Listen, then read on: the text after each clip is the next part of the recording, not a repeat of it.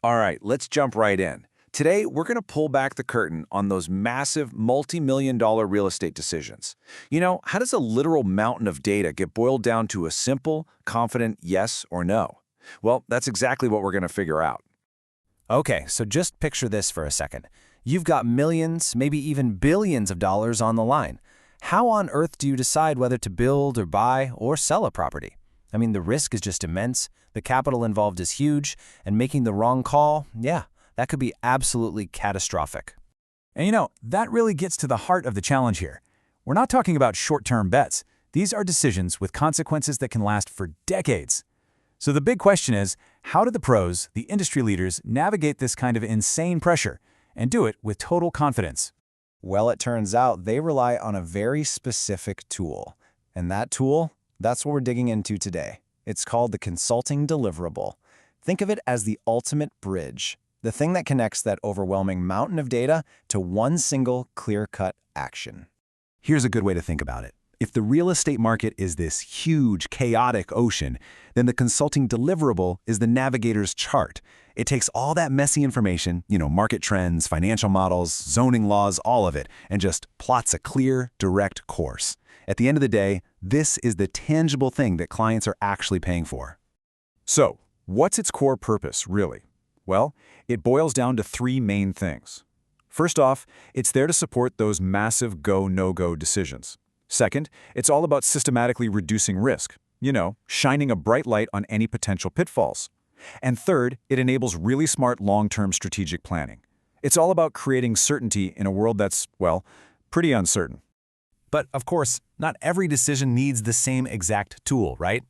A good consultant has a whole toolkit with a bunch of different reports, and each one is designed for a very specific job. So let's take a quick tour of that toolkit. And what I love here is the contrast. On one side, you've got the investment memo. It's short, it's sharp, it's built for speed. We're talking maybe 3 to 5 pages for a quick go or no-go decision. But then on the other end of the spectrum, you have the comprehensive report. This thing can be a beast, over 100 pages of deep, exhaustive analysis for really complex strategy. It just goes to show the tool has to fit the task.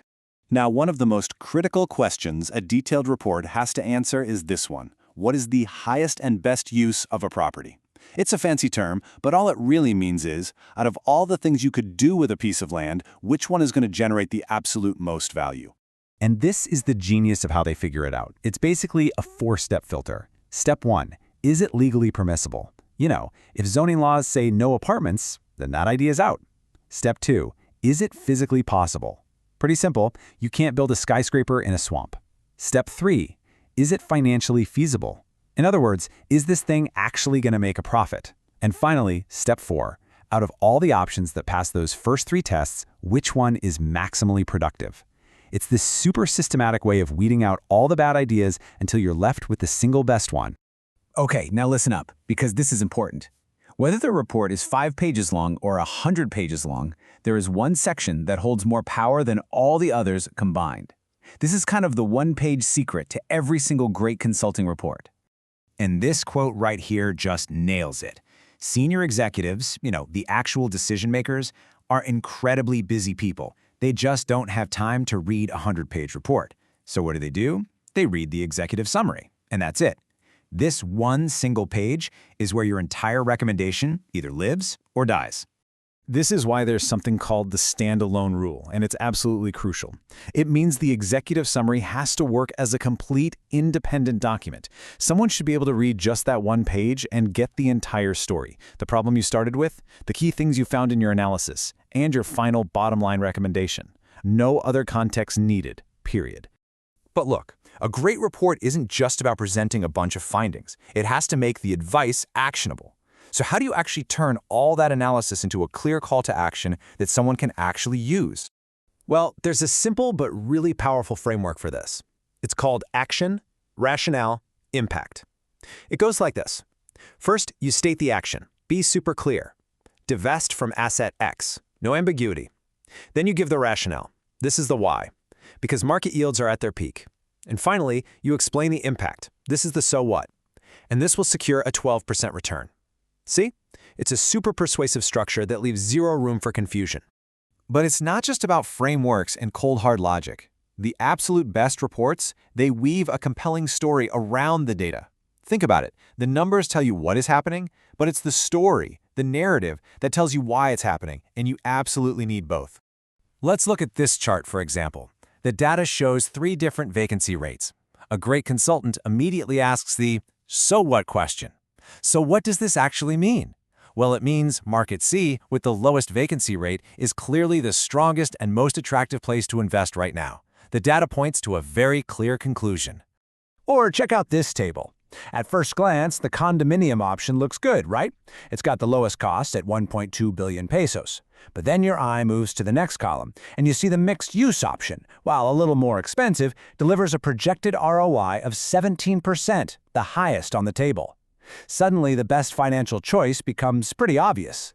And this is where that story part comes in. This little snippet here, it doesn't just state a fact, it tells a narrative. It explains why the numbers might be pointing towards a retail-focused development. It's that context, the tourism growth, the expanding service industries, that gives the raw data meaning and really makes the recommendation powerful. So, let's pull it all together. You've got the frameworks, you've got the data, you've got the narrative. What's the ultimate value here? What's the real point of all these documents? And this right here is the key takeaway for this whole explainer. The true value isn't just the data, it's the ability to transform that data into 2 incredibly valuable things: clarity and confidence. It's all about giving a client the conviction they need to make a massive, high-stakes decision and to know, deep down, that they're making the right move. So the blueprint for a winning report is actually pretty straightforward. It needs to be structured. It has to be based on evidence. It's got to be clearly communicated, strategically focused, and most important of all, it has to be action-oriented. And that kind of leaves us with one final thought. This whole process of turning complexity into clarity, that's not just for real estate. It applies to almost anything. So think about it. What's the next big decision you're facing? And how can you use this kind of structured, evidence-based thinking to find your own clarity and the confidence you need to take action?